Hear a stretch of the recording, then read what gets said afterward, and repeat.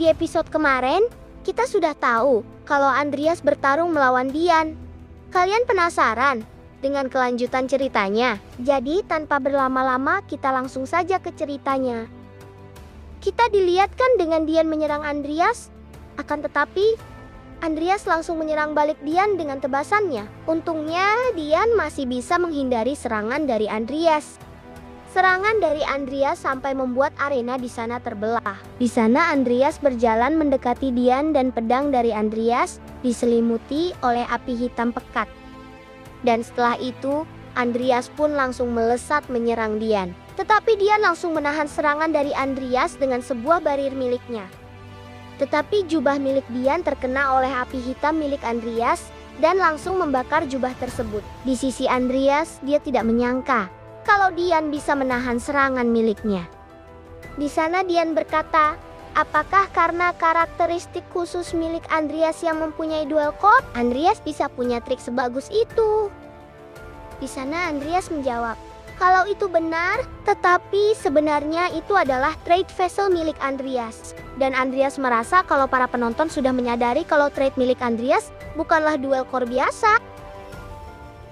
Di sana, Alvin mulai kesal karena Andreas melukai putrinya dengan pedang pemberiannya.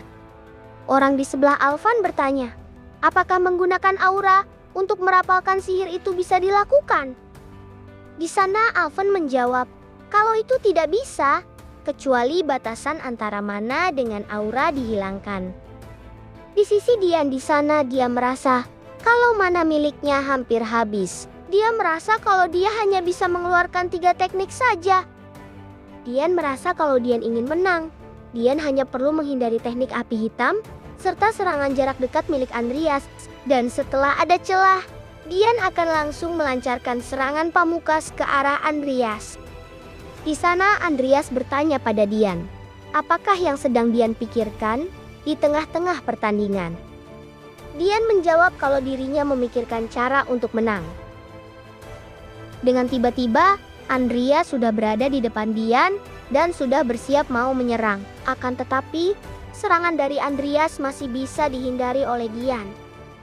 Ternyata, di tempat Dian tadi berdiri, ada sebuah formasi peledak yang terpasang. Dan formasi itu pun langsung meledak. Tetapi untungnya, Andreas masih bisa menghindar dari ledakan tersebut.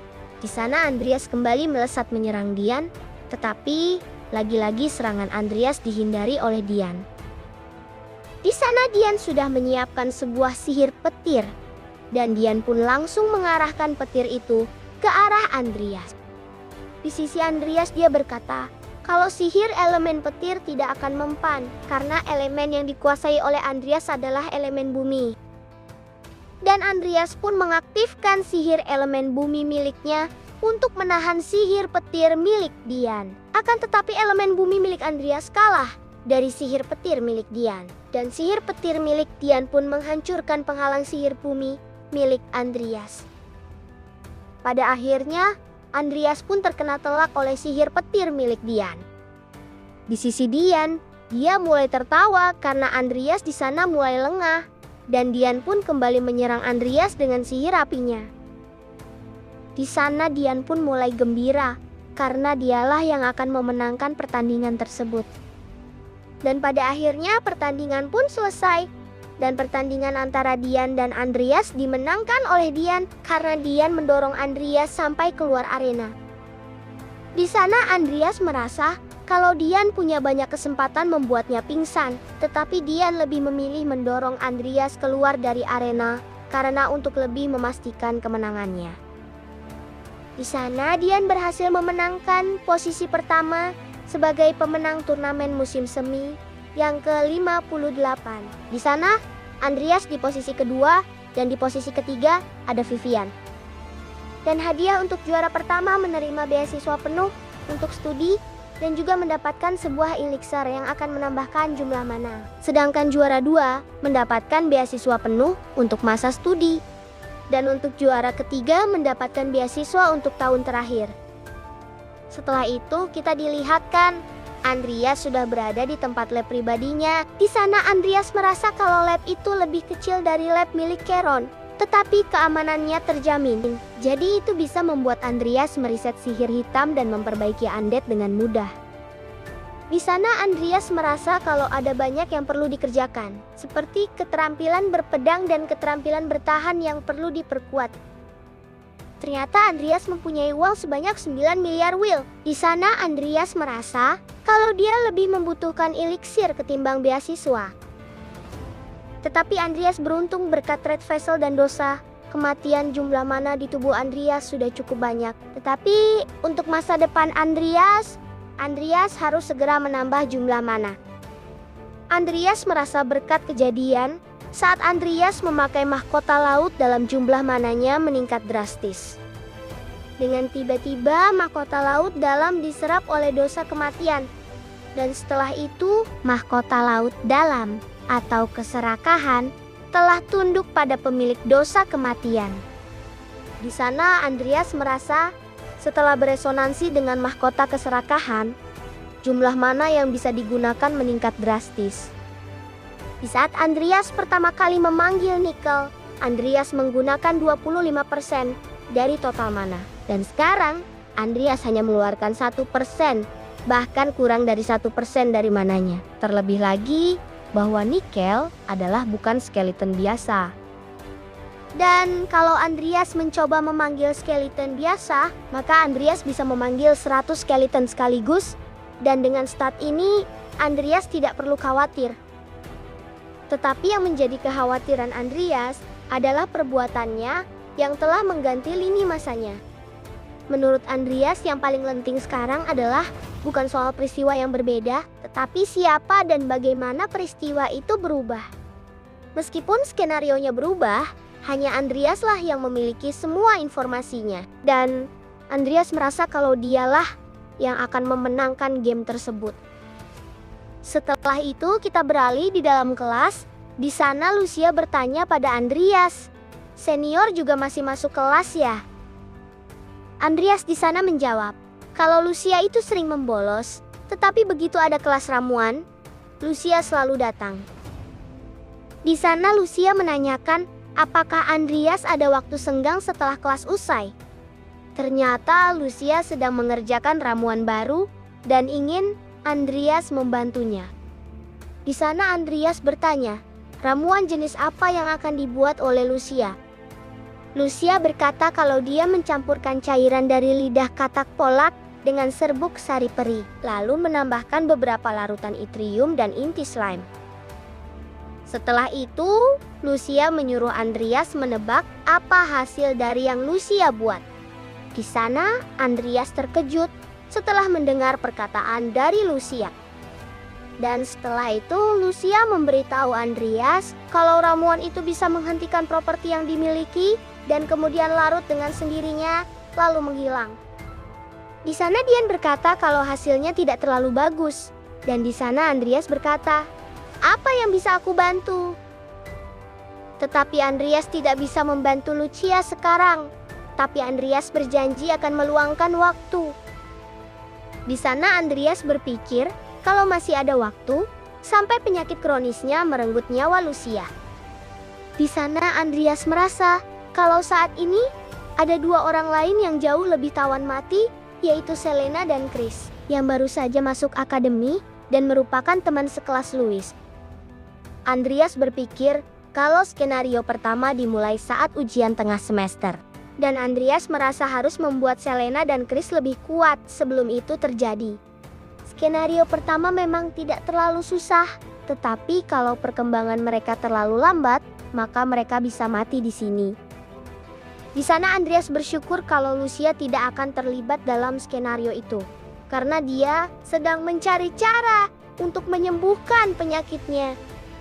Dian sudah berkembang pesat, dan Louis mungkin akan baik-baik saja dan akan bertambah kuat meski dibiarkan sendirian. Sebenarnya Andreas mau meninggalkan kelas dan lalu menemui Selena dan Chris, tetapi Andreas tidak bisa melakukannya. Dan setelah itu guru pun datang, dan nama guru itu adalah Killer Shootisman. Ternyata bos dari skenario pertama itu adalah guru Killer Shootsman itu sendiri. Di sana guru Killer Shootsman sedang mempraktekkan sebuah ramuan.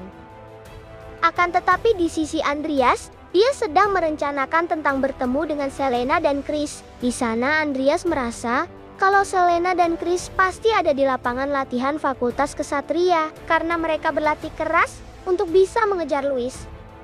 Dan di sana Andreas merasa kalau guru Killer Shootsman sudah menebak kalau Andreas adalah seorang penyihir hitam. Akan tetapi, guru Killer Shootsman tidak terlalu tertarik pada Andreas. Setelah itu pelajaran pun telah usai. Guru Killer Shootsman pun pergi meninggalkan kelas. Kita beralih di ruangan guru Killer Shootsman. Di sana, dia sedang menghubungi seseorang. Ternyata yang dihubungi oleh guru Killer Shootsman adalah Jester. Guru Killer Shootsman memberitahu Jester kalau Alven mulai mencurigai Killer Shootsman. Dan ternyata Killer Shootsman tidak lama lagi akan mengundurkan diri. Di sana, Jester bertanya kenapa Killer Shootsman mau mengundurkan diri. Apa itu karena kematian Charon? Killer Shootsman merasa kalau mungkin ada petunjuk tentang dirinya yang dibocorkan dari kantor Charon. Di sana Jester berpikir kalau Killer Shootsman mulai merasa takut. Ranok dan Hosan sudah mati dan mahkotanya hilang. Dan selain itu, kesalahan yang dibuat Charon membuat Killer Shootsman mengundurkan diri. Ditambah lagi para pengikut juga menderita kerugian besar. Dan tidak ada yang berjalan sesuai rencana, gumam Jester. Di sisi Killer Shootsman, dia berkata kalau dirinya punya rencana saat pertukaran antara murid Akademi Milko dan Rodland dimulai. Dia berencana sebelum dia pergi, dia akan menghancurkan anak-anak muda kekaisaran sebelum mereka menjadi masalah. Dan Killer Shootsman akan pergi setelah membuat kekacauan. Di sana, Jester juga setuju. Dan setelah itu komunikasi mereka pun berakhir. Di sisi Jester, dia berpikir kalau semua orang suruhan Jester yang berada di akademi sekarang sudah tidak ada. Dan di sana, Jester menargetkan Andreas untuk ke kongregasi. Kita beralih di lapangan latihan. Di sana ada Selena dan Chris yang sedang berlatih pedang. Di sana Selena mengajak Chris beristirahat dan Selena juga memberitahu kalau berlatih terlalu keras juga tidak baik untuk tubuh. Di saat Selena dan Chris lagi ngobrol, ngomongin Andreas, tiba-tiba Andreas sudah berada di belakang mereka. Di saat Andreas menegur mereka, Selena dan Chris pun terkejut karena tiba-tiba ada Andreas di sana. Setelah itu, Selena di sana meminta maaf pada Andreas. Di sana Andreas mengejek Chris karena tidak punya tekad saat mengayunkan pedang.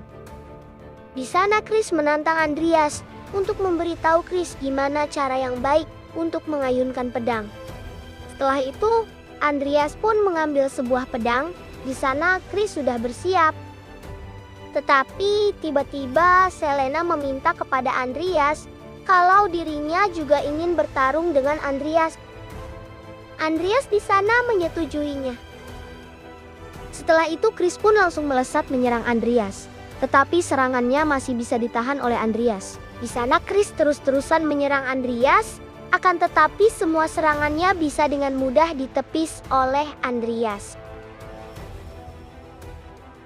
Apakah Andreas akan berhasil untuk mengajari Selena dan Chris? Kalian penasaran? Jadi jangan lewatkan di episode yang selanjutnya.